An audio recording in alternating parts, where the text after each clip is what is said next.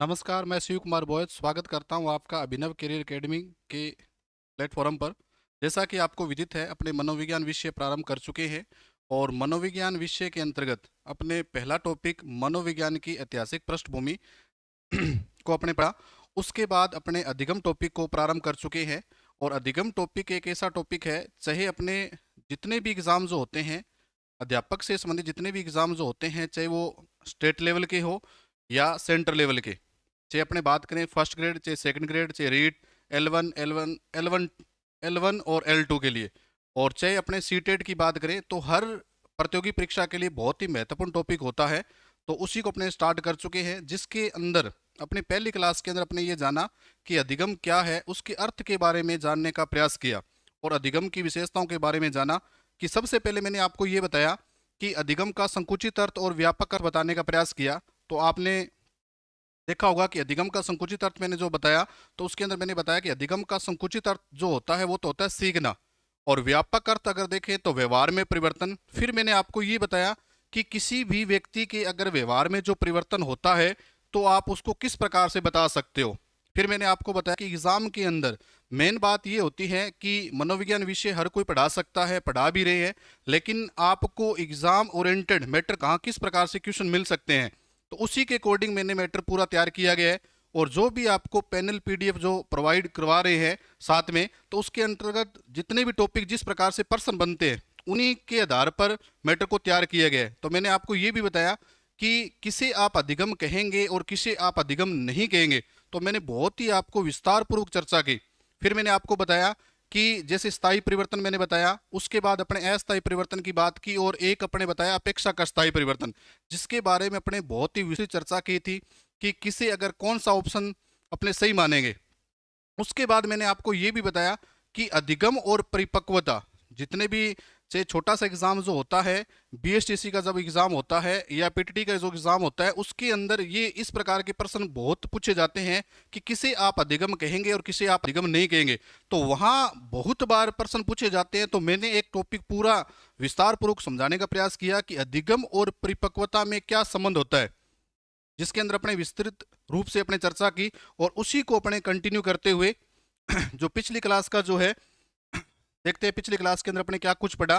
तो ये चीजें अपने पढ़ चुके हैं, थोड़ा अपने देख लेते हैं एक बार। अधिगम का संकुचित अर्थ सीखना, अधिगम का व्यापक अर्थ है व्यवहार में परिवर्तन। कि किसी भी व्यक्ति के व्यवहार में जो परिवर्तन होता है वो मुख्यतः तीन प्रकार से होता है। एक होता है स्थायी परिवर्तन, दूसरा अस्थायी परिवर्तन, तीसरा अपेक्षाकृत स्थायी परिवर्तन।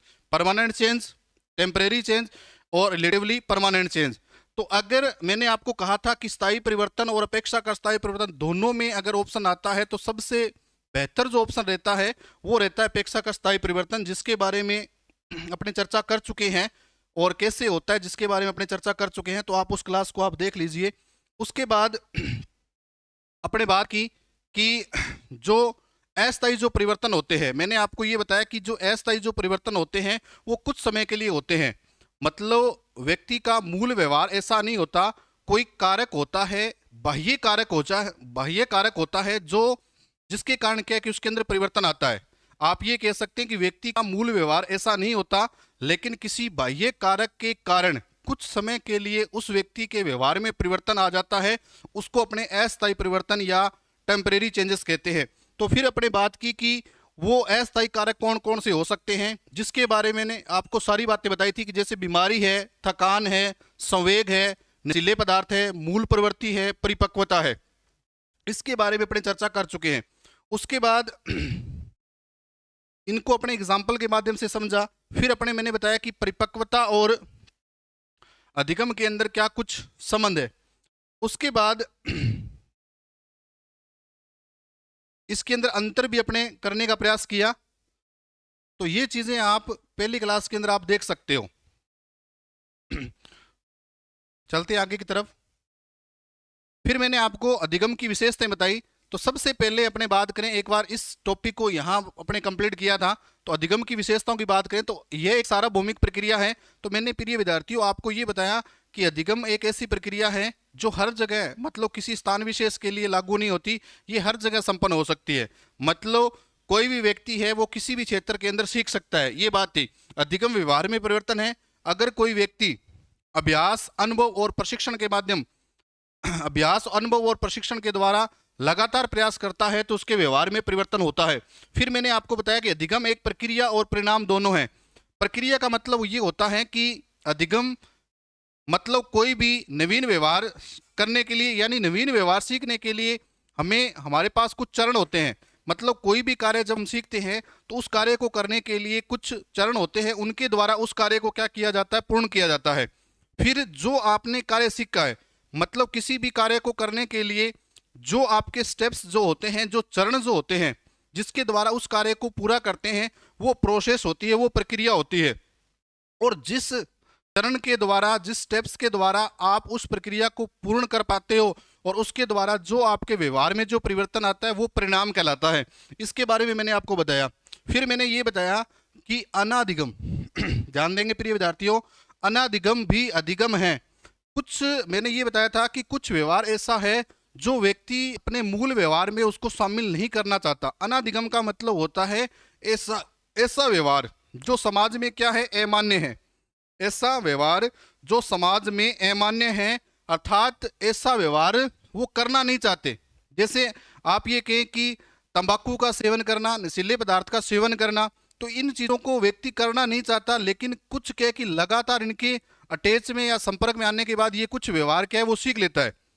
मतलब ऐसे व्यवहार जो समाज में अमान्य है, जिनको वो करना नहीं चाहता, अगर उनको भी वो सीख ले तो वो होता है अनादिगम। जैसे मैंने एग्जाम्पल भी दिया कि शराब न पीना, है ना। फिर मैंने बताया कि अधिगम प्रेक्षणीय प्रक्रिया नहीं है। उसके बाद अधिगम उद्देश्यपूर्ण प्रक्रिया होती है। फिर मैंने आपको ये उद्देश्यपूर्ण का मतलब ये होता है कि कोई भी व्यक्ति जब कोई नवीन व्यवहार सीखता है तो उसके पीछे कोई ना कोई उसका ऑब्जेक्टिव होता है। बिना उद्देश्य के कोई भी व्यक्ति नवीन व्यवहार नहीं सीख पाते। जैसे आप लोग अभी तैयारी कर रहे हो तो आपने पहले मनोविज्ञान विषय नहीं पढ़ा होगा, क्योंकि जैसे ही आप जिस वैकेंसी के लिए, जिस क्षेत्र में आप जाना चाहते हैं, उस क्षेत्र के अंदर मनोविज्ञान विषय आपको पढ़ना पड़ेगा, तो वो आपने उद्देश्य बना लिया। मतलब किसी भी कार्य को करने के लिए, उस उद्देश्य को पूर्ण करने के लिए कोई ना कोई उद्देश्य होता है। ठीक है। उसके बाद अधिगम वांछित प्रक्रिया है। वांछित का मतलब ये होता है ऐसा ऐसा कार्य, वांछित का मतलब होता है जो हमारे लिए क्या हो, उपयोगी हो। वांछित का मतलब होता है जो हमारे लिए क्या हो, उपयोगी हो या हमारे लिए मान्य जो व्यवहार हो। और व्यक्ति अपने को, आपको पता ही है कि मानव व्यवहार ऐसा व्यवहार है, वो वैसा ही व्यवहार या नवीन व्यवहार, वही व्यवहार अपने व्यवहार में लाता है जो क्या हो, उसके लिए उपयोगी हो। ठीक है। उसके बाद अधिगम जन्मजात नहीं होता, क्योंकि अधिगम एक अर्जित प्रक्रिया है, जिसके बारे में मैंने बताया था। अधिगम एक अनुमानित प्रक्रिया है। ये मैंने एक बताया कि अधिगम के अंदर, अधिगम का मतलब होता है सीखना, या व्यापक स्तर पे बात करें तो व्यवहार में परिवर्तन। तो अधिगम क्या है, एक अनुमानित प्रक्रिया है। मतलब अगर कोई बालक व्यवहार में परिवर्तन कर रहा है तो वो कितना सीख रहा है, तो उसके अंदर अपने ये नहीं बता सकते कि इसने 10% या 20% या 25% सीखेगा। केवल उसके द्वारा अनुमान लगाया जा सकता है। तो अधिगम क्या है, एक अनुमानित प्रक्रिया है। अधिगम एक स्वाभाविक प्रक्रिया है, बाय बर्थ यानी जन्मजात है। उसके बाद मैंने बताया कि अधिगम औपचारिक व अनौपचारिक दोनों स्थितियों में होता है। इसके बारे में मैंने बताया कि अधिगम औपचारिक का मतलब होता है, जैसे शिक्षा दो प्रकार की अपने मुख्यतः मानते हैं, एक तो फॉर्मल एजुकेशन होती है, दूसरी इनफॉर्मल एजुकेशन होती है। औपचारिक का मतलब होता है ऐसी शिक्षा जो किसी निश्चित समय, निश्चित क्षेत्र और निश्चित स्थान पर प्रोवाइड, मतलब उपलब्ध करवाई जाती है या निश्चित विधियों के द्वारा, वो औपचारिक होती है। जैसे विद्यालय की जो शिक्षा होती है वो होती है औपचारिक।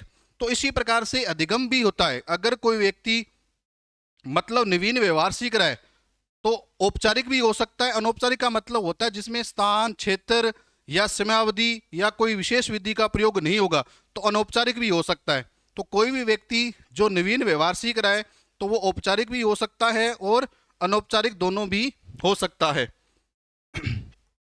उसके बाद मैंने बताया कि अधिगम अनुभवों का संगठन है। अगर कोई व्यक्ति नवीन व्यवहार को सीख रहा है तो उसके अंदर महत्वपूर्ण जो है वो है अनुभव। अधिगम व्यक्तित्व का विकास करती है, इससे पर्सनैलिटी भी क्या होती है, विकसित होती है। अधिगम व्यक्ति का सर्वांगीण विकास करता है। सर्वांगीण विकास का मतलब होता है शारीरिक, मानसिक और सामाजिक। शारीरिक, मानसिक, सामाजिक और संवेगात्मक विकास होता है। चारों विकास होते हैं इसमें। उसके बाद है अधिगम एक समायोजन है, क्योंकि अगर कोई व्यक्ति नवीन व्यवहार सीखना चाहता है तो वो चाहे स्थिति चाहे उसके अनुकूल है या प्रतिकूल है या उसके विपरीत है, तो उसके अनुसार क्या करेगा, अपने आप को वो व्यवस्थित करने का प्रयास करता है। समायोजन का मतलब होता है हर परिस्थिति के अनुसार अपने आप को ढाल लेना, एडजस्टमेंट जिसको बोलते हो। अधिगम जीवन पर्यंत चलने वाली प्रक्रिया है। अधिगम का मतलब होता है नवीन व्यवहार, मतलब व्यवहार में परिवर्तन। तो अधिगम जब तक व्यक्ति मतलब मृत्यु को प्राप्त नहीं करता, जब तक ये अधिगम की प्रक्रिया चलती रहती है, मतलब जब तक व्यक्ति मरता नहीं है तब तक कुछ न कुछ वो सीखता रहता है। अधिगम सक्रिय रहकर चलने वाली प्रक्रिया है। और अधिगम सक्रिय रेखा का मतलब ये है कि अधिगम मतलब कोई भी व्यक्ति जो सीख रहा है, जितना ज्यादा एक्टिव होगा, जितना ज्यादा सक्रिय होगा, उतना ही ज्यादा सीखेगा। जैसे जॉन डीवी ने एक अवधारणा बताई थी, लर्निंग बाय डूइंग, करके सीखना। तो उसके अंदर यही बताया गया कि अगर व्यक्ति जो जितना सक्रिय होकर जितना कार्य करेगा, उतना ही क्या करता है, वो ज्यादा सीखता है। तो सीखने के लिए सबसे महत्वपूर्ण है सक्रिय रहना। उसके बाद है अधिगम सकारात्मक एवं नकारात्मक दोनों प्रकार का होता है। फिर मैंने बताया कि अधिगम एक अनुमानित प्रक्रिया है, ये निष्पादन से भिन्न है। अब इस बात को भी मैंने बहुत ही विस्तार पूर्वक आपको समझाया था कि अधिगम के अंदर जैसे कोई अध्यापक आपको पढ़ा रहा है, तो उसके अंदर पढ़ाने के बाद आपको कितना समझ में आया, तो ये कोई प्रमाण नहीं, उसमें मात्रात्मक नहीं बता सकते कि आपने 20% या 25% सीखा है, केवल अनुमान लगाया जा सकता है। ठीक है। उसके बाद अधिगम का क्षेत्र व्यापक होता है, सीखना विवेकपूर्ण है। मतलब कोई भी व्यक्ति जब नवीन व्यवहार सीखता है तो उसके अंदर विवेक का मतलब होता है उसकी मानसिक दृष्टि से है, मतलब समझ से है। क्योंकि कोई व्यक्ति जब नवीन व्यवहार सीखता है तो उसके अंदर महत्वपूर्ण जो भूमिका होती है वो उसके दिमाग की या मस्तिष्क की होती है, मतलब इंसाइट की होती है। अधिगम ज्ञानात्मक, भावात्मक और क्रियात्मक प्रक्रिया है। उसके बाद अपने देखा कि अधिगम स्थानांतरण प्रक्रिया है। मतलब अधिगम स्थानांतरण का मतलब होता है कि जैसे कोई एक आपने कार्य सीख लिया या आपने एक व्यक्ति ने अगर एक व्यवहार में परिवर्तन कर लिया, तो हो सकता है कि उस व्यवहार को वो दूसरे कार्य के अंदर भी मतलब स्थानांतरण कर सकते हैं। जैसे मान लीजिए आपने किसी व्यक्ति के अनुभव के द्वारा आपने साइकिल चलाना सीख ली, तो आपने साइकिल चलाना सीख लिया तो आप बाइक चलाना भी आसानी से सीख सकते हैं। हो सकता है कि जैसे आपको मैथ अच्छी आती है, तो मैथ अगर अच्छी है तो आपकी साइंस भी अच्छी होगी। तो ये क्या है, अधिगम का स्थानांतरण है। अधिगम एक प्रकार की खोज है। खोज का मतलब होता है अनुसंधान, जहां नवीन ज्ञान का मतलब होता है। तो अधिगम के अंदर भी कुछ न कुछ नवीन ज्ञान होता है, मतलब नवीन ज्ञान या नवीन व्यवहार को सीखा जाता है। अधिगम द्वारा व्यवहार में उत्तरोत्तर सामंजस्य की प्रक्रिया है। उत्तरोत्तर का मतलब होता है आप ये कह सकते हो मतलब एक के बाद एक, मतलब जैसे कोई व्यक्ति सीखता है, जैसे पहली क्लास में होता है तो थोड़ा कम सीखता है, उसके बाद दूसरी क्लास में उससे बेहतर, मतलब जैसे जैसे लगातार कोई व्यक्ति, अब जैसे सर्वगुण संपन्न कोई नहीं होता, जैसे आप ये कह सकते हो उत्तरोत्तर का मतलब होता है कि लगातार कोई व्यक्ति अगर लगातार अथक प्रयास करता रहे तो वो हमेशा क्या है कि पहले से बेहतर होता जाएगा, पहले से क्या है बेहतर होता जाएगा। जैसे आप ये कह सकते हैं कि कोई भी व्यक्ति परफेक्ट नहीं होता, लेकिन बार बार अगर वो प्रैक्टिस करता रहे तो उस सब्जेक्ट के प्रति क्या हो सकता है, वो परफेक्ट बन सकता है। तो उत्तरोत्तर का मतलब होता है बार बार लगातार प्रयास करने के बाद पहले से बेहतर होना। अब है अधिगम से संबंधित कुछ महत्वपूर्ण परिभाषाएं। अब प्रिय विद्यार्थियों, वैसे तो क्या है कि अधिगम से संबंधित बहुत सारी डेफिनेशन अलग अलग मनोवैज्ञानिकों के द्वारा दी गई है, तो वैसे तो इसका कोई सार नहीं निकलता, लेकिन कुछ शब्द है जिसके अंतर्गत अब ये ऐसे प्रश्न होते हैं जिसके अंदर अपने क्या है कि केवल रटा नहीं जा सकता, इनको केवल आप क्या अनुमान लगा सकते हो, कुछ शब्दों को किसी के साथ लिंक करके आप इनको याद करने का प्रयास करें।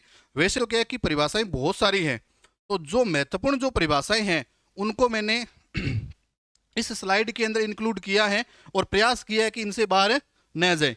तो अधिगम से संबंधित कुछ महत्वपूर्ण परिभाषाएं हैं। तो सबसे पहले जो परिभाषा है वो है क्रो एंड क्रो की। किसकी है? क्रो एंड क्रो की। तो सबसे महत्वपूर्ण परिभाषा जो है वो है क्रो एंड क्रो की। जैसे कि इसमें देख रखा है, सीखना आदतों, ज्ञान व अभिवृत्तियों का अर्जन है। तो यहां इसने तीन शब्द दिए, एक तो सीखना, आदत, सॉरी इसमें तीन शब्द दिए, आदत, ज्ञान और अभिवृत्ति। आदत, ज्ञान और अभिवृत्ति। इन्होंने कहा है कि अगर कोई व्यक्ति सीखता है तो उसके अंदर तीन चीजें महत्वपूर्ण है, आदत, ज्ञान और अभिवृत्ति के द्वारा वो सीख सकता है। वैसे तो आपको मैं आपके नॉलेज के लिए बता दूं, आदत का मतलब होता है, इंग्लिश में हैबिट बोलते हैं। आदत का मतलब होता है किसी भी कार्य की जब पुनरावृत्ति होती है, जब आप किसी भी कार्य, एक ही कार्य को बार बार जब दोहराते हैं तो उसे आप क्या कहते हो, आदत कहते हैं। तो सीखना आदत ज्ञान व अभिवर्तियों का अर्जन है, ये बात किसने कही है, क्रो एंड क्रो। इसके अंदर तीन शब्द याद करने हैं प्रिय विद्यार्थियों, एक तो आदत, ज्ञान और अभिवर्ती। उसके बाद है वुडवर्थ, और ये वुडवर्थ मैंने आपको जब पहली क्लास मैंने आपको करवाया था तो उसके अंदर बहुत ही आरिश वुडवर्थ की बहुत ही महत्वपूर्ण परिभाषा थी, और मैंने आपको ये बताया था कि वुडवर्थ महोदय ने एक ऐसी परिभाषा दी थी जिसके अंदर एक ही परिभाषा के अंदर संपूर्ण मनोविज्ञान का इतिहास मतलब उसके अंदर इंक्लूड कर दिया था। तो वो वुडवर्थ महोदय वही हैं। तो उन्होंने परिभाषा दी थी ना कि जो मनोविज्ञान जो है सर्वप्रथम आत्मा का त्याग किया, फिर मन या मस्तिष्क का त्याग किया, फिर चेतना का त्याग किया, और आज वर्तमान के अंदर व्यवहार की विधि को स्वीकार करता है। तो वो परिभाषा किसने दी थी, वुडवर्थ ने। तो ये वुडवर्थ वही है कि वुडवर्थ के अनुसार क्या है, अधिगम नवीन ज्ञान व नवीन प्रतिक्रियाएं हैं। तो इसके अंदर देखो दो शब्द आए हैं, नवीन ज्ञान और नवीन प्रतिक्रियाएं। जब कोई व्यक्ति नवीन ज्ञान और नवीन प्रतिक्रियाएं करता है तो उनका संबंध किससे होता है, सीखने से।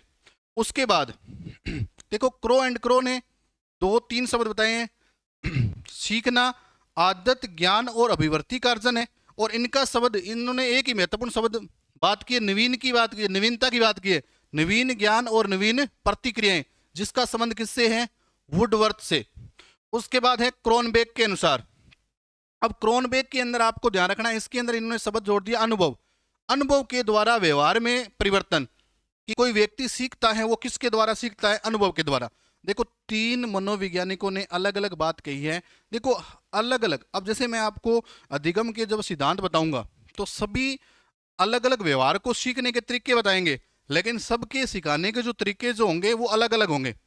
जैसे मैं ये कह सकता हूं कि प्रिय विद्यार्थियों आप ये समझ सकते हो कि जैसे मान लीजिए एक ही विषय को अलग अलग अध्यापक पढ़ाते हैं। जैसे आप ये कह सकते हो कि जैसे आप साइंस पढ़ते हो तो आज तक आपने साइंस हो सकता है 4 या 5 टीचर से पढ़ी हुई है, लेकिन सबके पढ़ाने का या सिखाने का जो तरीका जो होता है वो अलग अलग होता है।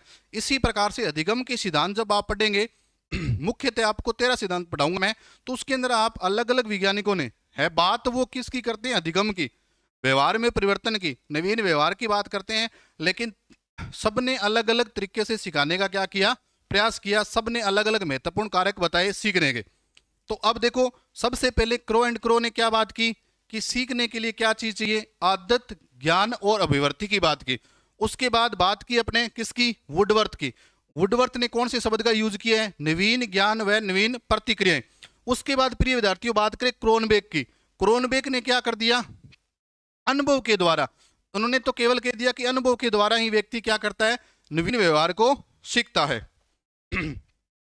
उसके बाद देखो गेट्स व उनके जो साथी हैं इन्होंने क्या बात की है, अनुभव व प्रशिक्षण की बात की है। अब देखो केवल अनुभव की बात तो किसने की है, क्रोनबेक ने, और अनुभव के साथ प्रशिक्षण को किसने जोड़ा है, गेट्स व अन्य ने। देखो चार चीजें मैंने बता दी। क्रो एंड क्रो ने क्या बताई, सीखना आदतों ज्ञान व अभिव्यक्तियों का अर्जन है, क्रो एंड क्रो।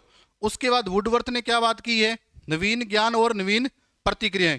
और उसके बाद बात करें क्रोनबेक की, तो क्रोनबेक ने क्या बताया है, अनुभव की बात की है ना, गेट्स व अनुभव के साथ अनुभव के द्वारा व्यवहार में परिवर्तन। उसके बाद है 5 नंबर जो परिभाषाएं हैं बहुत ही इंपॉर्टेंट है, गिलफोर्ड की। और गिलफोर्ड का आप त्रिआयामी मॉडल भी पढ़ेंगे बुद्धि के अंदर। तो गिलफोर्ड के अनुसार क्या कहता है कि व्यवहार के फलस्वरूप व्यवहार में परिवर्तन ही अधिगम है। जैसे आपने कहावत सुनी है ना कि व्यवहार के फलस्वरूप, जैसे किसी व्यक्ति को देखकर, जैसे अपने कहते हैं ना अब व्यवहार के फलस्वरूप व्यवहार में परिवर्तन, जैसे किसी व्यक्ति को देखते हैं, जैसे किसी अच्छी व्यक्ति को देखते हैं तो उसी के जैसे, जैसे आप ये कहते हो कि जब आप रामायण देखते हो तो अपने जब रामायण देखते हैं तो उसी का जैसा अपने आचरण कुछ समय के लिए धारण कर लेते हैं, अपने भी चाहते हैं कि उसके जैसा ही बने। जैसे आप ये कह सकते हो कि खरबूजे को देखकर खरबूजा रंग बदलता है, ये कहावत होती है ना, खरबूजे को देखकर खरबूजा रंग बदलता है, मतलब व्यवहार के फलस्वरूप व्यवहार में परिवर्तन होता है। व्यवहार के फलस्वरूप अगर कोई व्यक्ति, जैसे दो बालक हैं, अगर दो बालक दोनों साथ में रह रहे हैं, अगर एक बालक लगातार प्रयास करके कुछ सीख रहा है तो उसकी प्रेरणा से दूसरा भी सीखेगा, है ना। तो व्यवहार के फलस्वरूप व्यवहार में परिवर्तन ही क्या है, अधिगम है। उसके बाद बात करें स्किनर की, व्यवहार में उत्तरोत्तर अनुकूलन की प्रक्रिया ही अधिगम है। और इन्होंने क्या किया है, उत्तरोत्तर, उत्तरोत्तर का मतलब होता है एक के बाद मतलब लगातार प्रयास करना, जिसके कारण मतलब पहले से बेहतर होना। ठीक है। और पील ने क्या बात की है, अधिगम व्यक्ति में एक परिवर्तन है जो उसके वातावरण के परिवर्तन के अनुसरण में होता है। और पील ने सबसे महत्वपूर्ण किसको बताया है, वातावरण को। तो ये चीज आप याद कर लेना कि पील ने किसको महत्वपूर्ण बताया है, वातावरण को।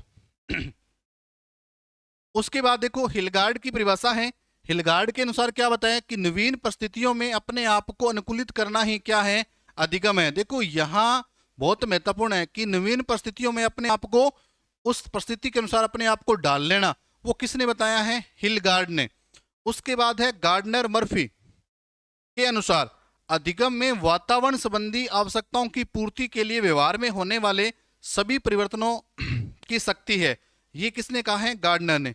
अब है पावलोव के अनुसार, क्योंकि इनका सिद्धांत था अनुकूलित अनुक्रिया का सिद्धांत, तो इन्होंने क्या कहा है, अनुकूलित अनुक्रिया के परिणाम स्वरूप आदत का निर्माण ही क्या होता है, अधिगम। उसके बाद बात करें कोल्विन के अनुसार, देखो जितनी भी परिभाषाएं जो महत्वपूर्ण है वो मैंने सारी इंगित कर दी है, तो आपको ताकि क्या है कि एक ही, अगर आप किसी मतलब जब आपको अच्छा मैटर, देखो एक ही अच्छे मैटर को पढ़ने के लिए देखो आपको अलग अलग गाइड पढ़नी पड़ती है। और यहाँ क्या है कि आपको एक जगह पूरा का पूरा मैटर, क्योंकि बहुत सारी किताबों में अलग अलग जो सोर्स है उनको एक जगह एकत्रित करके आप तक पहुंचाना बहुत बड़ी बात होती है, ताकि आपको अलग अलग जगह भटकना न पड़े। तो ये बहुत चीज महत्वपूर्ण है। तो कोल्विन ने क्या कही है, कोल्विन के अनुसार पहले से निर्मित व्यवहार में अनुभवों द्वारा सुधार ही क्या है, अधिगम है। उसके बाद है मार्गन व किंग के अनुसार अभ्यास या अनुभूति के परिणाम स्वरूप व्यवहार में होने वाले अपेक्षाकृत स्थायी परिवर्तन। अब इन्होंने किसकी बात की है, अपेक्षाकृत स्थायी परिवर्तन की, मार्गन व किंग। उसके बाद है रिल्ली व लेविस के अनुसार अभ्यास या अनुभूति से व्यवहार में धारण योग्य परिवर्तन क्या है, सीखना है। तो प्रिय विद्यार्थियों, ये जो चीजें थी मैंने आपको ये बात बताई है कि जितने भी मनोवैज्ञानिक है उनकी जो परिभाषाएं हैं, कुछ मनोवैज्ञानिकों की परिभाषा याद करने के लिए देखो कोई ये 100% कोई भी परिभाषा को याद नहीं कर सकता, केवल आप लिंक करके किसी के साथ आप जोड़ के इन परिभाषाओं को बार बार आप पढ़ें। तो बार बार आप पढ़ेंगे तो क्या है कि किसी भी चीज की जब बार बार पुनरावृत्ति होगी तो कुछ ना कोई शब्द आपके उसके रिलेटेड याद रह जाएगा। तो वहां जैसे ही आप उस परिभाषा को पढ़ेंगे तो वहां ऑप्शन के अकॉर्डिंग आप सही कर देंगे। ठीक है। अब उसके बाद देखो सबसे पहले अपने अधिगम से संबंधित महत्वपूर्ण परिभाषाओं के बारे में पढ़ा। अब अपने बात करते हैं कि अधिगम के अंदर अलग अलग वैज्ञानिकों ने सीखने के अलग अलग सोपान, सोपान का मतलब होता है चरण। तो अधिगम प्रक्रिया में स्मिथ पहला बंदा आता है, स्मिथ। स्मिथ ने अधिगम के 3 सोपान बताए हैं। अब देखो अलग अलग मनोवैज्ञानिकों ने सीखने के अलग अलग चरण बताए हैं।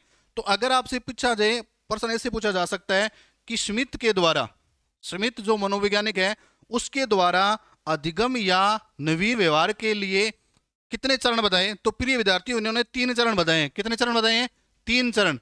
तो आपको इसके अंदर ट्रिक क्या याद करना है, DOB याद करना है, DOB। अब DOB का मतलब क्या होता है, डी का मतलब यहां क्या है, डी का मतलब यहां है, डी से मतलब है प्रिय विद्यार्थियों ड्राइव। क्या होता है, ड्राइव। और ओ का मतलब होता है ऑब्जेक्टिव। क्या है प्रिय विद्यार्थियों, ऑब्जेक्टिव। क्या है, ऑब्जेक्टिव। और बी का मतलब क्या है, बैरियर है। क्या है, बैरियर। तो आपको आपको ये ध्यान रखना है कि स्मिथ ने DOB के बारे में बताया है।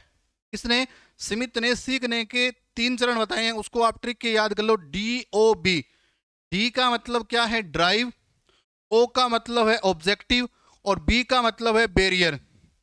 अब ये कहता है कि कोई भी व्यक्ति तभी सीख सकता है और सीखने के लिए महत्वपूर्ण 3 सोपान है। सबसे पहले डी, डी का मतलब होता है ड्राइव। ड्राइव का मतलब होता है जैसे अपने ड्राइविंग करते हैं, ड्राइविंग का मतलब होता है चलाना। कि आपको सबसे पहले क्या होगा क्या होगा, अभिप्रेरक या चालक की बात करेंगे। क्योंकि अभिप्रेरक का मतलब क्या होता है, जिससे आपको अभिप्रेरणा मिलती है, जिससे आपको अभिप्रेरणा मिलती है और आप कार्य करने के लिए तत्पर हो जाते हैं, वो होती है अभिप्रेरक। का मतलब होता है अभिप्रेरणा देने वाले कारक। जिसको आप इंग्लिश में मोटिवेटर भी बोल सकते हो आप, मतलब जिसके कारण आप कार्य करने के लिए क्या होगे, तैयार होगे, वो है अभिप्रेरक। तो यह व्यक्ति को क्रिया करने के लिए प्रेरित करता है। तो सबसे पहले अगर आप किसी की भी तैयारी कर रहे हो तो सबसे पहले आपको अभिप्रेरित होना बहुत जरूरी है। देखो अभिप्रेरणा, जैसे मैं आपको बताऊंगा कि अभिप्रेरणा भी, जब मोटिवेशन आप पढ़ेंगे तो मोटिवेशन भी आपको दो प्रकार से पढ़ा जाता है।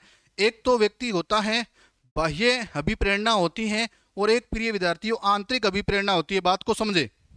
अब देखो व्यक्ति का, मनोवैज्ञानिकों के अनुसार व्यक्ति का आंतरिक रूप से अभिप्रेरित होना बहुत अत्यंत आवश्यक है।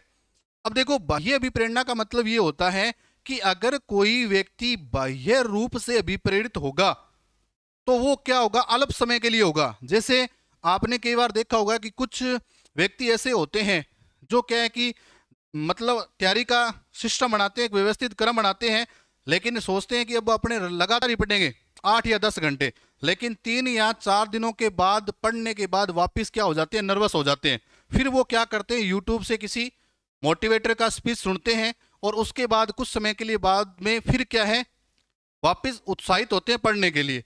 अब उसका मतलब ये है कि वो जो कार्य कर रहे हैं वो बाह्य रूप से क्या है, अभिप्रेरित है। कोई कारक है जो उन्हें क्या कर रहा है, कार्य करने के लिए प्रेरित कर रहा है। अब जैसे ही उसको, उनके आपने प्रवचन सुने, उनके आपने भाषण को सुना, उनसे आप प्रेरित हुए, प्रेरित होने के बाद आपने क्या कर दिया, कार्य स्टार्ट कर दिया। तो ये जो कार्य हैं या ये अभिप्रेरणा जो है, या आप कार्य करने के लिए तैयार हुए हैं, तो ये आप कुछ समय के लिए होंगे। हो सकता है वो 10 दिन तक चले, या हो सकता है कि वो आप 15 दिन तक चले। बात समझ में आ गई। बाह्य अभिप्रेरणा का मतलब होता है जिसके अंदर कार्य करने के लिए आप किसी बाह्य कार्य के द्वारा, तो उसके अंदर क्या है कि आपको बार बार कार्य करने के लिए बार बार आपको प्रेरित करना पड़ता है। अब जैसे 10 या 15 दिनों के बाद आप वापस नर्वस हो गए, तो फिर कोई आपको मोटिवेटर आएगा, फिर आपको वो स्पीच देगा, फिर आप क्या होंगे, कार्य करने के लिए तैयार होंगे। लेकिन अगर कोई व्यक्ति आंतरिक रूप से अभिप्रेरित होगा तो उसको बार बार अभिप्रेरित करने की आवश्यकता नहीं होती। और आंतरिक रूप से अभिप्रेरित व्यक्ति तभी होता है, वो घर की परिस्थितियों से, अपने माता पिता के आदर्शों से, या अपने समाज के तौर तरीकों से। अब उनको पता चलता है कि हमारे समाज को या हमारे परिवार को मेरी आवश्यकता है, या मेरी सरकारी सर्विस लगना बहुत जरूरी है। तो अगर व्यक्ति आंतरिक रूप से विपरीत हो गया ना, तो अगर उसके रास्ते में कितने भी बैरियर आ जाए, कितनी भी बाधाएं आ जाए, लेकिन वो हर अड़चन को पार करते हुए सफलता को प्राप्त करता है। तो आंतरिक रूप से विपरीत का मतलब होता है कि उसको बार बार कार्य करने के लिए प्रेरित नहीं करना पड़ता। बात समझ में आ गई कि अगर व्यक्ति एक बार आंतरिक रूप से विप्रेरित हो जाता है तो उसको बार बार अभिप्रेरित करने की आवश्यकता नहीं होती। तो यही बात यहाँ किसने की है, स्मिथ ने। अब देखो बहुत सारी बातें बताई है स्मिथ ने। पहली बात किसकी बताई है, ड्राइव, कि व्यक्ति को किसी भी कार्य को करने के लिए सबसे पहले अभिप्रेरित होना पड़ेगा। अब ऐसे नहीं कि मजबूरी है मेरे को पढ़ना है, आपके मन में कार्य करने की एक जिज्ञासु प्रवृत्ति होनी चाहिए कि मेरे को पढ़ना है तो पढ़ना है। तो सबसे पहले क्या है, अभिप्रेरित होना, मतलब कार्य करने के लिए तैयार होना। ठीक है। अब इस बात को देखो थॉर्नडाइक साहब भी कहते हैं।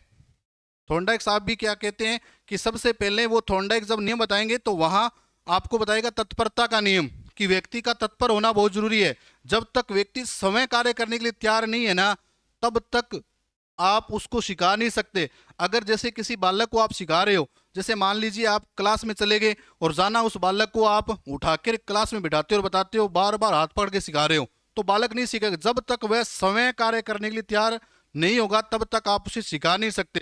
तभी तो वो कहते हैं कि घोड़े को आप तालाब तक तो ले जा सकते हैं लेकिन पानी पीने के लिए बाध्य नहीं किया जा सकता। तो आप ये भी कह सकते हो कि हम तो केवल आपको क्या कर सकते हैं, केवल आपका अध्यापक केवल मार्गदर्शन होता है। पढ़ना, कैसे पढ़ना है, क्या पढ़ना है, वो तो आपके ऊपर निर्भर करता है। तो ये बात आप थोड़ा ध्यान रखें। सबसे पहले महत्वपूर्ण क्या है, अभिप्रेरक। तो स्मिथ ने 3 चीजें बताई, डीओबी, सबसे पहले ड्राइव, कि किसी भी कार्य को करने के लिए क्या जरूरी है, अभिप्रेरक। दूसरा लक्ष्य। अब देखो सबसे पहले अपने कार्य करने के लिए क्या होगे, अभिप्रेरित होगे कि मेरे को पढ़ना है। उसके बाद आपने क्या कर लिया, एक लक्ष्य बना लिया कि मेरे को किसकी तैयारी करनी है, सेकंड ग्रेड की तैयारी करनी है या फर्स्ट ग्रेड की तैयारी करनी है। तो सबसे पहले कार्य करने के लिए तैयार होना, ड्राइव। उसके बाद क्या कर लिया, जैसे ही आप कार्य करने के लिए तैयार हो गए तो आपने क्या कर लिया, एक लक्ष्य बना लिया। और लक्ष्य बनाने के बाद अगर आपके रास्ते में कितने भी बैरियर आए, कितनी भी रुकावटें आए, कितनी भी बाधाएं आए, आप हर मुश्किल को पार करके सफलता को प्राप्त कर लेंगे। तो ये चीज इसने बताई है, किसने, स्मिथ ने। सबसे पहले अभिप्रेरक मतलब ड्राइव, उसके पहले अगर कोई व्यक्ति कार्य करने के, सबसे पहले अभिप्रेरक मतलब कार्य करने के लिए तैयार होगा, उसके बाद ऑब्जेक्टिव लक्ष्य बनाएगा, और लक्ष्य बनाने के बाद उसके रास्ते में कितने बैरियर आए वो हर बैरियर को पार करते हुए सफलता को क्या कर लेगा, प्राप्त कर लेगा। ये 3 सोपान, सोपान का मतलब होता है सीखने का तरीका, कि कैसे सीखता है ना। तो 3 चरण इसने बताए हैं, तो याद रहेगा क्या, DOB, ड्राइव, ऑब्जेक्टिव और बैरियर। अब मैं पढ़ के सुना देता हूं। अभिप्रेरक या चालक का मतलब ड्राइव, यह व्यक्ति को क्रिया करने के लिए प्रेरित करता है। दूसरा है लक्ष्य या उद्देश्य, लक्ष्य या उद्देश्य जितना स्पष्ट होगा सीखने की दर उतनी ही प्रबल होगी। अब कई बार क्या होते हैं कि कोई व्यक्ति कभी सोचता है कि मैं फर्स्ट ग्रेड की तैयारी कर लूं, कभी कहता है कि रीट की तैयारी कर लूं। मतलब लक्ष्य एक आपका फिक्स होना चाहिए कि मेरे को अध्यापक बनना है या किस क्षेत्र में जाना है। जब तक व्यक्ति का लक्ष्य स्पष्ट नहीं होगा तब तक उसको सफलता नहीं मिल सकती। तो व्यक्ति के अंदर मनोवैज्ञानिकों का मानना यह है कि व्यक्ति का लक्ष्य है या उद्देश्य है वो स्पष्ट होना चाहिए। उसके बाद है रुकावट, बाधा या कठिनाई। अगर लक्ष्य या उद्देश्य स्पष्ट होगा तो उसके रास्ते में कितने बैरियर आ जाए उनका उसके ऊपर कोई प्रभाव नहीं पड़ता। तो क्या ये बात आपको समझ में आई प्रिय विद्यार्थियों? तो देखो, सबसे पहले अगर आपसे पूछा जाए कि अधिगम के लिए स्मिथ ने कितने चरण बताए, तो प्रिय विद्यार्थियों 3, DOB, ड्राइव, ऑब्जेक्टिव और बैरियर। उसके बाद देखो यहां से थोड़ा सा विवादास्पद प्रश्न बनता है, लेकिन अपने को विवाद में नहीं फंसना। अब देखो यहां स्मिथ के बाद कौन आ जाते हैं, स्मिथ के बाद आते हैं व्यवहारवादी के थॉर्नडाइक साहब। कौन आते हैं? थॉर्नडाइक साहब। थॉर्नडाइक ने अधिगम प्रक्रिया के कई बुक में 8 मिलते हैं, कईयों में 9 मिलते हैं, लेकिन सर्वमान्य जो है प्रिय विद्यार्थियों ध्यान देंगे 8 चरण है इसके। कितने चरण हैं? 8 चरण है। लेकिन फिर भी क्या है 8 या 9, अगर आपको संख्या पूछे, देखो पहली बात तो संख्या पूछेगा नहीं। अगर आपसे पूछा जाए कि स्मिथ ने, ध्यान रखेंगे प्रिय विद्यार्थियों इस बात को नोट करें कि स्मिथ ने अधिगम के कितने चरण बताए, तो 3 बताए। अगर आपको सीधा फैक्ट पूछे कि थॉर्नडाइक साहब ने, थॉर्नडाइक महोदय ने अधिगम के या नवीन व्यवहार या व्यवहार में परिवर्तन के कितने चरण बताए, तो आपको 8 या 9 में से दोनों आ जाए, 8, 9, 10, 11 आ जाए, तो आपको 8 को सही करना है। किसको करना है? 8 को सही करना है। अब 8 चरण क्या है? 8 चरण क्या है? अब मैंने यहां अलग अलग बुक में अलग अलग दे रखा है, तो इसमें 8 और 9 2 है। ठीक है, तो सबसे पहले आपको सर्वोपरि कौन सा मानना है? अगर इस प्रकार की इंसिडेंट्स आपके सामने घटित होती है कि जहां 8, 9, 10, 11 का ऑप्शन मिलता है, तो आप 8 को सुपीरियर मानेंगे। इतनी बात क्लियर हुई? अब उसके बाद प्रिय विद्यार्थियों ये 9 चरण कौन कौन से हैं? तो सबसे पहले जैसे स्मिथ ने सबसे महत्वपूर्ण बात बताई है सबसे पहले ड्राइव की, तो उसी प्रकार से सबसे पहले क्या है, तो अभी इसी ने देखो चरण क्या बताए हैं। अभी देखो मैं चरण बता रहा हूं। सबसे पहले आवश्यकता या अभिप्रेरणा, सबसे पहले क्या है? आवश्यकता या अभिप्रेरणा। दूसरा लक्ष्य या उद्देश्य। तीसरा बाधाएं, फिर तत्परता, फिर अधिगम की स्थिति, फिर वातावरण के साथ अनुक्रिया, फिर पुनर्बलन, फिर अनुभवों का संगठन, फिर व्यवहार में स्थायी परिवर्तन। अब आप सोचो कि सबसे पहले क्या जरूरी है? सबसे पहले क्या जरूरी है? सबसे पहले जरूरी है आवश्यकता। सबसे पहले जरूरी है आवश्यकता, मतलब नीड जरूरी है। अब देखो ये बात इंपॉर्टेंट है। जैसे आपको पता है मेस्लो का सिद्धांत है आवश्यकता पदानुक्रम सिद्धांत, तो उसके अंदर ये बताते हैं कि व्यक्ति तभी कोई भी व्यक्ति तभी सीख सकता है जब उस व्यक्ति को उस कार्य की आवश्यकता है। बिना कोई आवश्यकता के कोई व्यक्ति सीखता नहीं है। तो सबसे पहले महत्वपूर्ण जो बात है आवश्यकता की, आप किसी भी कार्य को तभी सीखते हैं जब क्या होंगे, आपको उस कार्य की आवश्यकता है। ठीक है, अब देखो सबसे पहला जो चरण होता है आवश्यकता। अगर किसी व्यक्ति को आवश्यकता होगी तो वो क्या होगा? अभिप्रेरित होगा, मतलब बात करेगी अभिप्रेरणा की। आवश्यकता या अभिप्रेरणा, अगर कोई व्यक्ति, अगर उसके दिमाग में आ गया कि मेरे को पेपर पास करना है, मेरे को तैयारी करनी है, रेट मेंस की तैयारी करनी है, तो उसको किसकी है, थर्ड ग्रेड अध्यापक बनना है, तो उसको थर्ड ग्रेड अध्यापक उसके दिमाग में कि मेरे को नौकरी लगना है, ठीक है, तो उसको आवश्यकता है। अगर व्यक्ति को आवश्यकता है तो वो क्या होगा, अभिप्रेरित होगा। क्या होगा, अभिप्रेरित होगा। तो सबसे पहले क्या है, आवश्यकता, फिर क्या होगी, अभिप्रेरणा। अभिप्रेरणा के बाद जैसे ही वो आंतरिक रूप से अभिप्रेरित हुआ, उसके बाद उसने लक्ष्य या उद्देश्य फिक्स कर लिया। क्या कर लिया, लक्ष्य या उद्देश्य फिक्स कर लिया। कि जैसे कई बार क्या होते हैं कि बहुत सारे ऑप्शन होते हैं, सबसे पहले आवश्यकता हुई कि मेरे को टीचर बनना है, फिर टीचर में चुनाव कर लिया, ठीक है, और आवश्यकता हुई कि मेरे को टीचर बनना है। टीचर बनने के बाद टीचर के बाद उसने क्या कहा, आंतरिक रूप से आवश्यकता हुई उस टीचर बनने की, फिर क्या हुआ, वो आंतरिक रूप से क्या हुआ, अभिप्रेरित। फिर अभिप्रेरित होने के बाद उसने अपना लक्ष्य निर्धारित कर लिया कि मेरे को किसकी तैयारी करनी है। अब जैसे ही उसने लक्ष्य या उद्देश्य निर्धारित कर दिया, उसके बाद आपको पता है कि उसके रास्ते में क्या आएंगे, बैरियर आएंगे। क्या आएंगे, बैरियर आएंगे। अगर व्यक्ति आंतरिक रूप से क्या है, तत्पर है, अगर व्यक्ति आंतरिक रूप से तैयार है, तो कितने ही बैरियर आ जाए, बाधाओं के बाद है तत्पर। तत्पर का मतलब होता है रेडिनेंस, तैयार होना, उस कार्य करने के लिए तैयार होना। व्यक्ति का अगर आंतरिक रूप से अभिप्रेरित होगा तो वो व्यक्ति उस कार्य करने के लिए तत्पर होगा, है ना। तो अगर सबसे पहले आवश्यकता, आवश्यकता होने के बाद वो क्या करेगा, अभिप्रेरित होगा। उसके बाद लक्ष्य या उद्देश्य तय करेगा, फिर क्या आएंगे, उसके रास्ते में बैरियर आएंगे। तो अगर वो आंतरिक रूप से अभिप्रेरित है तो बैरियर आने के बाद भी क्या रहेगा, वो अपने कार्य से भटकेगा नहीं। फिर क्या होगा, अधिगम की स्थिति बनाएगा और क्या करेगा, वातावरण के साथ क्या करेगा वातावरण के साथ क्या करेगा, अनुक्रिया करेगा। और जैसे ही वातावरण के साथ अनुक्रिया करता है, जैसे ही उसको पुनर्बलन मिल जाता है, रीइंफोर्समेंट, रीइंफोर्समेंट, कि जैसे ही बार बार प्रयास करने के बाद उसको सफलता मिल जाती है। पुनर्बलन का मतलब होता है प्रोत्साहन, ठीक है। जैसे ही उसको सफलता मिल जाती है तो बाद में वो क्या करता है, अपने अनुभवों का क्या करता है, संटन करता है और बताता है कि मैंने इस सफलता को प्राप्त करने के लिए इस प्रकार के प्रयास किए। तो दोबारा सुनो, सबसे पहले स्मिथ ने कितने चरण बताए, 3 चरण बताए। उसके बाद अगर बात करें किसकी, थॉर्नडाइक साहब ने कितने चरण बताए, 9। सबसे पहले आप सुने, आवश्यकता या अभिप्रेरणा, दूसरा है प्रिय विद्यार्थियों लक्ष्य या उद्देश्य, तीसरा है बाधाएं, चौथा है तत्परता, फिर है अधिगम की स्थिति, फिर है वातावरण के साथ अंत्यक्रिया, फिर क्या है पुनर्बलन, फिर है अनुभवों का संगठन, फिर है व्यवहार में स्थायी परिवर्तन। तो सबसे पहले महत्वपूर्ण क्या है, आवश्यकता। आवश्यकता के बाद क्या है, आवश्यकता या अभिप्रेरणा की बात, आवश्यकता होगी तो व्यक्ति आंतरिक रूप से अभिप्रेरित होगा, अभिप्रेरित होगा तो लक्ष्य या उद्देश्य सेट करेगा, लक्ष्य या उद्देश्य के बाद क्या होगी, उसके रास्ते में क्या आएंगे, बैरियर आएंगे। बैरियर आएंगे तो अगर व्यक्ति आंतरिक रूप से क्या होगा, अभिप्रेरित होगा, तो उस बैरियर के लिए वो तैयार रहेगा, हर बाधाओं को दूर करने के लिए तत्पर रहेगा। तत्पर होने के बाद क्या करेगा, वो अधिगम की स्थिति, मतलब विपरीत परिस्थितियों में भी अपने आप को क्या करेगा, तैयार रखेगा। और फिर क्या करेगा, वो वातावरण के साथ क्या करेगा, अनुक्रिया करेगा, चाहे उसमें किसी भी प्रकार की क्या है, परिस्थितियां हैं। और बार बार प्रयास करने के बाद अगर उसको पुनर्बलन मिल जाता है, अगर उसको सफलता मिल जाती है, तो वो क्या करता है, अनुभवों का संगठन करता है।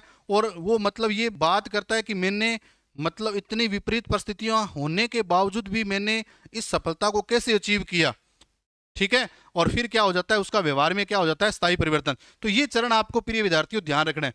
अब इसके अंदर जो प्रश्न पूछने का जो तरीका जो है, अब देखो प्रश्न पूछने का जो तरीका है वो क्या है, अब यहां से थोड़ी बात समझेंगे आप। अब देखो ऑप्शन के अंदर आपको जो प्रिय विद्यार्थियों जो बताया जाएगा, तो उसमें ये बताया जाएगा कि थॉर्नडाइक के अनुसार निम्न में से कौन सा उपयुक्त सही चरण है। अब प्रिय विद्यार्थियों वहां आपको चरण मिलेंगे, ए ऑप्शन के अंदर भी मिलेंगे, बी सी और डी चारों के अंदर चरण मिलेंगे, और मान के चलिए 4 या 5 चरण मिलेंगे। अब मान लीजिए ए के अंदर भी 4 है, बी के अंदर भी 4 है, सी के अंदर भी 4 है और डी के अंदर भी 4 है। अब चारों में से एक को चयन करना है, तो उसके अंदर 4 में से सर्वोपरि जो चीज आती है उसके अंदर किस प्रकार से आपको प्रश्न को हल करना है, तो वो चीज आप देखें। तो मैं आपको बताता हूं, जैसे मैं चरण बताता हूं एक बार दोबारा। ध्यान दें आप प्रिय विद्यार्थियों, सबसे पहले मैंने क्या बताया? आवश्यकता। सबसे पहले मैंने क्या बताया? आवश्यकता। आवश्यकता या अभिप्रेरणा, आवश्यकता या अभिप्रेरणा। उसके बाद चरण की बात की अपने, लक्ष्य या उद्देश्य, लक्ष्य या उद्देश्य। उसके बाद प्रिय विद्यार्थियों अपने बात की बैरियर्स की, बाधाएं। उसके बाद क्या आती है? तत्परता, रेडीनेस, ठीक है। और तत्परता के बाद क्या आती है? अधिगम की स्थिति, अधिगम की स्थिति। और अधिगम की स्थिति के बाद क्या आती है? वातावरण के साथ अनुक्रिया, वातावरण के साथ अनुक्रिया। और वातावरण के साथ अनुक्रिया करने के बाद पुनर्बलन की बात करता है, रीइंफोर्समेंट की बात करता है। पुनर्बलन के बाद आता है अनुभवों का संगठन, अनुभवों का संगठन। और अनुभवों का संगठन के बाद होता है व्यवहार में स्थायी परिवर्तन, मतलब जिस कार्य को वो करना चाह रहे हैं उस कार्य को वो सीख जाते हैं। अब इसमें समझने वाली बात क्या है कि सबसे पहले आपको देखो चरण क्या रहेगा। देखो आवश्यकता या अभिप्रेरणा ये पहला चरण माना जाता है। दूसरा चरण अगर आपको ऑप्शन मिले तो लक्ष्य या उद्देश्य मिलेगा। तीसरा आपको ध्यान रखना है कि बैरियर से लेके अनुभवों का संगठन तक। देखो इसमें देखो नंबर 1, नंबर 2, 3, 4, 5, 6, 7, 8 और 9 चरण है। पहला आवश्यकता या अभिप्रेरणा, दूसरा लक्ष्य या उद्देश्य। उसके बाद प्रिय विद्यार्थियों ध्यान देना, 3 से लेके जो 8 जो चरण जो आते हैं वो सारे के सारे क्या है? समायोजन बोलते हैं इनको, एडजस्टमेंट। कि कोई भी व्यक्ति अपने व्यवहार में स्थायी परिवर्तन करने के लिए अपने आप को क्या कर रहा है? विपरीत परिस्थितियों के अंदर अपने आप को डालने का प्रयास कर रहा है। तो ये सारे के सारे क्या है? समायोजन है।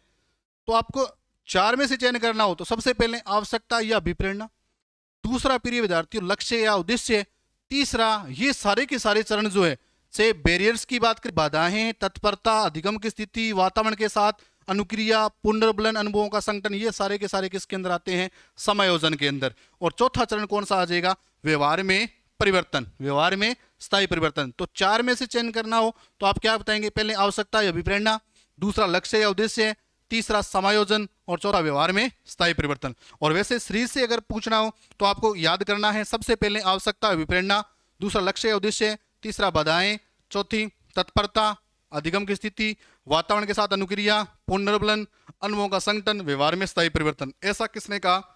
थॉर्नडाइक ने। और फिर मैंने आपको बताया स्मिथ ने कितने बताए? 3 चरण, DOB। सबसे पहले ड्राइव, फिर ऑब्जेक्टिव, फिर क्या किसने क्या कहा?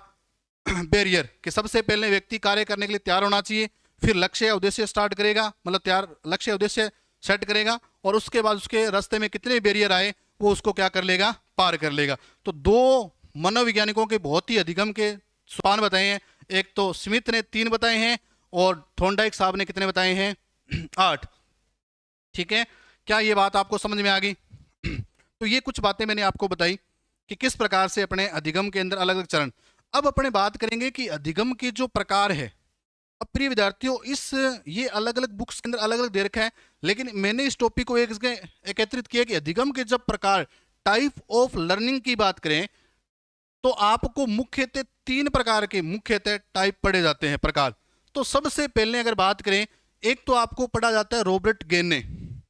अब देखो रॉबर्ट गेने या इसकी स्पेलिंग जब देखते हैं तो GAGNE, गेगनी बोला जाता है, तो गेने बोल दीजिए या गेगनी। तो अलग अलग बुक में अलग अलग इसका मतलब संबोधन किया जाता है इसको। रॉबर्ट गेने ने पहला प्रकार अपने कौन सा पढ़ेंगे? रॉबर्ट गेने के अनुसार अधिगम के प्रकार।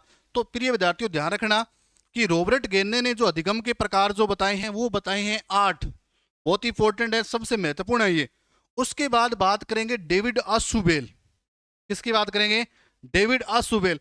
डेविड आशुबेल के अनुसार अधिगम के कितने प्रकार बताए हैं? 4 प्रकार बताए हैं। और उसके बाद जो सामान्य जो प्रकार जो पूछते हैं वो उसने बताए हैं 2। तो प्रिय विद्यार्थियों ध्यान रखना कि आपको अधिगम के मुख्य 3 प्रकार अपने पढ़ने हैं। तो सबसे पहला जो प्रकार है कौन सा है? रॉबर्ट गेन्ने के अनुसार। कौन सा है? रॉबर्ट गेन्ने के अनुसार। रॉबर्ट गेन्ने ने कितने प्रकार बताए हैं? 8 प्रकार बताए। कितने बताए हैं? 8 प्रकार। क्रम भी याद होना चाहिए, जैसे मैंने थॉर्नडाइक का क्रम बताया था ना, उसी प्रकार से उनका भी आपको शरीर से याद करना है। ठीक है, रॉबर्ट गेन्ने ने 8 प्रकार बताए हैं। डेविड अशुबेल ने कितने बताए हैं प्रिय विद्यार्थियों? 4। और सामान्य प्रकार के अधिगम के प्रकार कितने हैं? तो 2 है। क्या इतनी बात आपको समझ में आई? तो चलते हैं अपने सबसे पहले रॉबर्ट गेन्ने के पास। तो सबसे पहले कुछ बातें हैं, देखो बहुत ही इंपॉर्टेंट चीजें मैंने एक साथ आपको बताई हैं। एक तो सबसे पहले रॉबर्ट गेन्ने के प्रकार, जिसने मैंने बताया कि रॉबर्ट गेन्ने ने अधिगम के 8 प्रकार बताए हैं। तो इसके अंदर देखो पहली लाइन देखो बहुत ही इंपॉर्टेंट बता रखी है कि रॉबर्ट गेन्ने के इस नियम को अधिगम सोपानकी का नियम कहते हैं। कौन सा नियम कहते हैं? अधिगम सोपानकी का नियम। सोपानकी का मतलब होता है इन्होंने अपने अधिगम के जो नियम हैं या उसको सिखाने के कुछ चरण दिए हैं। और चरण को किसके? इसको पिरामिड्स का नियम भी बोलते हैं। इन्होंने मतलब एक आरेख के द्वारा सिखाने का प्रयास किया है। ठीक है, ये बात आपको, सोपानकी का नियम किसने दिया है? तो ध्यान रखना, रॉबर्ट गेन्ने ने। उसके बाद बहुत ही शानदार बात देखो, इससे पहले मैंने आपको 2 पुस्तक बताई थी। किसके अंदर? जब मैंने मनोविज्ञान का ऐतिहासिक पृष्ठभूमि बताई थी, तो अगर आपको याद है तो मेरा उत्तर देने का प्रयास करें। तो एक मैंने पुस्तक बताई थी आपको, कौन सी? D enema. एक तो मैंने डी एनिमा की बात की और एक अपने बात की मनोदर्शन की। तो मनोदर्शन या मानसिक दर्शन पुस्तक के रचयिता कौन थे? तो आपने बताया अरस्तु। कौन थे? अरस्तु। उसके बाद डी एनिमा पुस्तक मैंने आपको बताई थी, तो डी एनिमा डोल्फ गोएकले। उसके बाद आपको ध्यान रखना है, यहां एक पुस्तक का नाम आया है the condition of learning. The condition of learning, इसका मतलब होता है अधिगम की स्थितियां, कि सीखने की कौन कौन सी कंडीशन बनती है। The condition of learning. तो आपको ध्यान रखना है कि रॉबर्ट गेन्ने की पुस्तक का नाम क्या है? The condition of learning. The condition of learning के अंदर अगर आपसे पूछा जाए, रॉबर्ट गेन्ने ने द कंडीशन ऑफ लर्निंग के अंदर 8 प्रकार बताए हैं। किसके? अधिगम के। इन्होंने अपनी पुस्तक में अधिगम के कितने प्रकार बताए हैं बेटा? 8 प्रकार बताए हैं। और उनको किसके अकॉर्डिंग?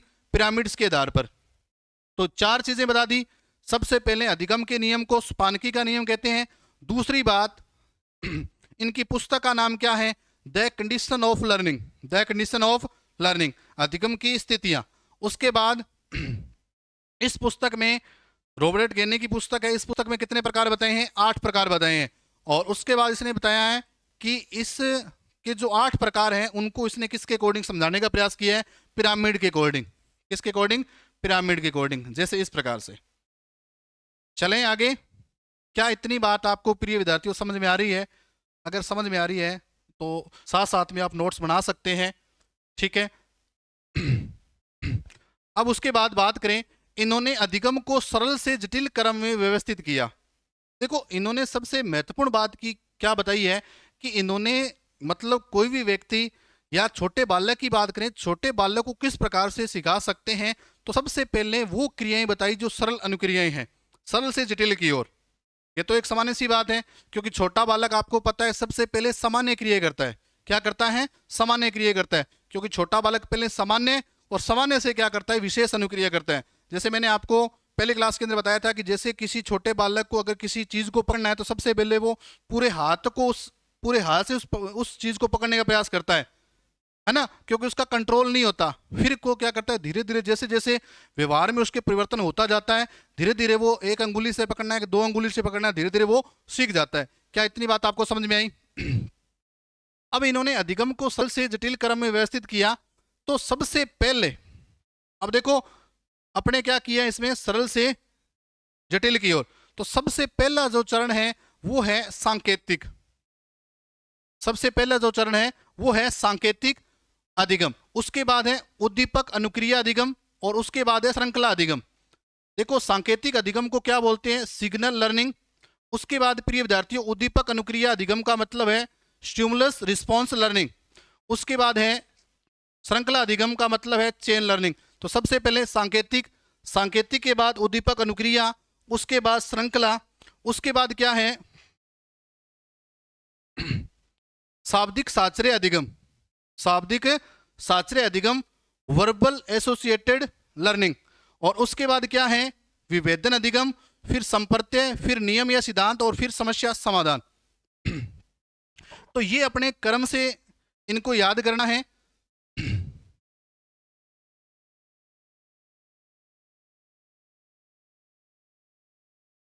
तो सबसे पहले सांकेतिक, फिर है उद्दीपक अनुक्रिया, क्योंकि इसने मैंने ये बताया कि जैसे इस प्रकार से इसने 8 चरण बताने का प्रयास किया है 8 चरण के अंदर। तो सबसे पहले सरल से जटिल की ओर, सरल से जटिल की ओर। तो सबसे पहला जो चरण जो माना गया है वो कौन सा है, सांकेतिक अधिगम है। उसके बाद उद्दीपक अनुक्रिया, उसके बाद श्रृंखला, फिर शाब्दिक शाब्दिक साचर्य, कौन सा है शाब्दिक शाब्दिक साचर्य अधिगम, फिर है विभेदन, फिर संप्रत्यय, फिर नियम या सिद्धांत, फिर है समस्या समाधान। अब इसमें देखो 2 प्रश्न पूछे जाते हैं कि अगर आपसे पूछा जाए कि सबसे सरल प्रकार का अधिगम, देखो रॉबर्ट गेन्ने के अनुसार सबसे सरल प्रकार का जो अधिगम है वो कौन सा है, तो वो है सांकेतिक अधिगम। और अगर आपसे पूछा जाए कि सबसे जटिल प्रकार का जो अधिगम माना गया है वो कौन सा है, समस्या समाधान अधिगम। तो सबसे पहले सांकेतिक और सबसे लास्ट में कौन सा है, समस्या समाधान अधिगम। तो इसको अपने पढ़ते हैं। तो इसमें देखो विशेष लगा के मैंने सारी सारी चीजें लिख रखी है कि सबसे निम्न श्रेणी का जो अधिगम है, सबसे निम्न श्रेणी या सबसे सरल प्रकार का जो अधिगम है वो कौन सा है, सांकेतिक अधिगम या सिग्नल लर्निंग। कौन सी है, सांकेतिक अधिगम या सिग्नल लर्निंग। मतलब उसके अंदर कोई भी बालक है या कोई भी व्यक्ति है वो संकेत के माध्यम से सीखता है। संकेत का मतलब क्या होता है, एक उद्दीपक की बात करता है। उद्दीपक का मतलब होता है स्टिमुलस, मतलब कोई न कोई उसमें बाह्य कारक होगा, उस कारक के कारण वो अपने व्यवहार में क्या करता है, परिवर्तन करता है। जैसे उसके अंदर अपने जैसे आपको एग्जांपल बताऊं कि जैसे ही कोई क्लास है, क्लास के अंदर जैसे ही अध्यापक आता है तो बालक क्या है अध्यापक को जैसे देखकर बालक या तो जो बालक खड़े हैं वो नीचे बैठ जाते हैं, या बालक शोर कर रहे हैं तो वो शांत हो जाते हैं। तो वहां बालक जो अध्यापक जो है वो एक प्रकार का क्या है, सांकेतिक है या उद्दीपक मान सकते हैं। या आप इसको ये भी कह सकते हैं कि जैसे आपने अपने पढ़ेंगे कि पावलोव के सिद्धांत के अंदर जैसे कुत्ता जो है भोजन के प्रति लार गिराता है। जैसे अगर आपके सामने कोई स्वादिष्ट भोजन है उसको लटका दिया जाए आपके मुख के जस्ट आगे की तरफ, तो आप क्या करेंगे, जैसे ही उसे स्वादिष्ट भोजन को देखेंगे तो आप क्या करेंगे, लार को गिराएंगे, मतलब सलाइवा की जो क्रिया होगी। तो ये भी क्या है, एक प्रकार का उद्दीपक है ना। तो उद्दीपक ही वहां किसके रूप में कार्य करता है, संकेत के रूप में। तो ये चीज अपने बात करेंगे। सबसे निम्न श्रेणी का जो अधिगम है प्रिय विद्यार्थियों वो है सांकेतिक, और सबसे उच्च श्रेणी का जो अधिगम है समस्या समाधान। अब दोबारा रिपीट कर देता हूं। सबसे पहले अपने बात करें रॉबर्ट गेन्ने, तो रॉबर्ट गेन्ने ने अधिगम के कितने प्रकार बताए हैं, 8 प्रकार। रॉबर्ट गेन्ने की पुस्तक का नाम क्या है, द कंडीशन ऑफ लर्निंग, ठीक है। और फिर तीसरी बात इसने बताया कि रॉबर्ट गेन्ने ने जो 8 प्रकार बताए हैं कौन सी पुस्तक में, द कंडीशन ऑफ लर्निंग, और उनको किसके अकॉर्डिंग, पिरामिड के आधार पर समझाने का प्रयास किया है। इसलिए इसको इस नियम को क्या कहा जाता है, पिरामिड्स का नियम बोल दीजिए या सोपानकी का नियम कहते हैं। उसके बाद सबसे सरल प्रकार का या सबसे निम्न प्रकार का जो अधिगम माना गया है वो सांकेतिक है, और सबसे जटिल प्रकार का या उच्च श्रेणी का जो माना गया है वो माना गया समस्या समाधान अधिगम। अब इसके अंदर कई बार क्या है कि प्रश्न पूछने का जो तरीका है वो अलग है। पहले तो प्रश्न पूछते थे इस प्रकार के, सिंपल प्रश्न पूछते थे कि सबसे निम्न श्रेणी का अधिगम कौन सा है, तो डायरेक्ट पूछते थे सांकेतिक अधिगम है, या सीधा पूछते कि सबसे उच्च श्रेणी का अधिगम कौन सा है, समस्या समाधान। लेकिन अब जो प्रश्न पूछने का जो तरीका है वो इस प्रकार से है कि निम्न श्रेणी के अधिगम के अंतर्गत आने वाले रॉबर्ट गेन्ने के अनुसार अधिगम के प्रकार कौन से हैं। तो स्टार्टिंग की जो 4 जो प्रकार मैंने बताए हैं सांकेतिक, उद्दीपक अनुक्रिया और श्रृंखला और शाब्दिक साचर्य, जो 4 जो मैंने प्रकार बताए हैं, पहला सांकेतिक, उसके बाद उद्दीपक अनुक्रिया, फिर श्रृंखला और फिर है शाब्दिक साचर्य। ये 1 से 4 जो है वो किसके अंतर्गत आते हैं, निम्न श्रेणी के अधिगम के अंतर्गत आते हैं। बाकी जो बच के 5 से 8 वो किसके अंतर्गत आते हैं, उस श्रेणी के अधिगम के अंतर्गत आते हैं। तो क्या प्रिय विद्यार्थियों एक बार दोबारा देखो, एक तो सीधा सीधा प्रश्न होता है कि सबसे निम्न प्रकार का अधिगम कौन सा है। रॉबर्ट गेन्ने के अनुसार सबसे निम्न प्रकार का अधिगम है, तो अगर सीधा पूछे तो कौन सा है, सांकेतिक। और दूसरा सबसे उच्च श्रेणी का तो कौन सा है, समस्या समाधान अधिगम। अब इसमें अगर प्रकार दें कि जो स्टार्टिंग के जो 1 से 4 जो है, 1 से 4 जो है वो तो आते हैं निम्न के अंदर, और 5 से जो 8 हैं वो किसके अंदर आते हैं, उच्च श्रेणी के अधिगम के अंतर्गत आते हैं। अब इसके अंदर ये चीज भी बता रखी है कि 1 से 4 तक व्यवहारवादी के अंतर्गत और 5 से 8 तक जो आते हैं वो संज्ञानवादी के अंतर्गत आते हैं। 1 से 4 तक, और व्यवहारवादी वही है जैसे मैंने आपको बताया भी था कि था, पा और सी और कै और गो, यानी थॉर्नडाइक, पावलोव, स्किनर, क्लारेकल और गुथ्री, ये सारे के सारे किसके अंदर आते हैं, व्यवहारवादी के अंतर्गत आते हैं। बाकी क्या है, संज्ञानवादी के अंदर मैंने बताया था मेल टाकू, Max Wertheimer, Kohler Koffka, Albert Bandura, Tolman और कुर्ट लेविन, ये क्या आते हैं, संज्ञानवादी के अंतर्गत। तो सबसे पहले अपने बात करेंगे संकेत या सांकेतिक अधिगम यानी सिग्नल लर्निंग के अंतर्गत। तो इसके अंदर जैसे बताया रखा है कि संकेत के द्वारा होने वाला अधिगम सांकेतिक अधिगम कहलाता है।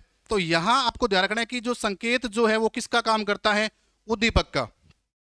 यह अधिगम पावलोव के अनुकूलित अनुक्रिया सिद्धांत पर आधारित है। किस पर आधारित है, पावलोव ने कौन सा सिद्धांत दिया था, अनुकूलित अनुक्रिया का सिद्धांत। अब जैसे इसमें एग्जाम्पल दे रखा है तो आपसे एग्जाम्पल के अकॉर्डिंग प्रश्न पूछा जाता है कि निम्न में से कौन सा अधिगम का प्रकार है। तो घंटी बजने पर भोजन, घंटी बजने पर भोजन, या स्कूल की घंटी बजने पर बैग का बंद होना। अब जैसे घंटी बजी और घंटी बजने के बाद भोजन को प्रस्तुत करना, तो घंटी क्या है, संकेत है। जैसे घंटी बजी, घंटी बजने के बाद भोजन प्रस्तुत किया गया, ठीक है, तो जिसके कारण क्रिया हुई है तो वो क्या है, संकेत यानी उद्दीपक। स्कूल की घंटी बजने पर बैग का बंद होना, तो स्कूल की घंटी यहाँ क्या है, उद्दीपक या संकेत है। जैसे अध्यापक को देखकर बच्चों का चुप हो जाना, तो अध्यापक क्या है, यहाँ एक संकेत है। उसके बाद है यह सबसे निम्न प्रकार का अधिगम है। तो पहला बहुत बार बता दिया कि सबसे निम्न प्रकार का अधिगम कौन सा है, सांकेतिक। अब देखो इसमें प्रश्न पूछा गया है, एग्जाम के अंदर आया हुआ प्रश्न है कि संकेत अधिगम के अंतर्गत सीखा जाता है। रेट L1 के अंदर 2016 के अंदर प्रश्न आया है, पारस्परिक अनुकूलन, मनोविज्ञान, वातावरण या मनोदैहिक, कि संकेत अधिगम के अंतर्गत सीखा जाता है। क्योंकि संकेत अधिगम जो आता है वो अपने अभी बात की कि अनुकूलित, किसके अकॉर्डिंग, अनुकूलित अनुक्रिया सिद्धांत के अंतर्गत आता है। अनुकूलित अनुक्रिया सिद्धांत के अंतर्गत आता है, यानी पावलोव के सिद्धांत के अंतर्गत आता है। कौन आता है, तो इसका जो ऑप्शन रहेगा वो पहला रहेगा पारस्परिक अनुकूलन। क्या रहेगा, पारस्परिक अनुकूलन। चलें आगे। उसके बाद है उद्दीपक अनुक्रिया अधिगम। अब जैसे नाम से पता चल रहा है तो वहां क्या था, संकेत के बाद अनुक्रिया, अब वहां संकेत के कारण होने वाली अनुक्रिया। अब देखो यहां उद्दीपक अनुक्रिया, मतलब सबसे पहले उद्दीपक होगा, उद्दीपक के बाद होने वाली अनुक्रिया। जैसे उद्दीपक की उपस्थिति से अनुक्रिया का होना स्टिमुलस रिस्पॉन्स लर्निंग कहलाता है। ये अधिगम थॉर्नडाइक व स्किनर के सिद्धांत पर आधारित है।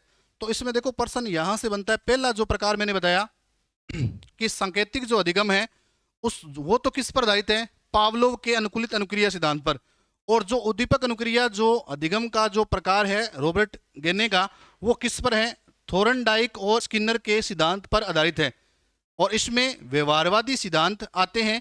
अब जैसे एग्जाम्पल देखें, जैसे मांस के टुकड़े को देखकर अनुक्रिया करना या वैकेंसी को देखकर तैयारी करना, तो ये सारे के सारे किसके अंतर्गत आते हैं, उद्दीपक अनुक्रिया, मतलब उद्दीपक को देखकर अनुक्रिया करना। तो आशा करता हूं कि इस क्लास के अंतर्गत आपको मैंने अधिगम के प्रकार बताए तो आपको समझ में आए होंगे, ठीक है।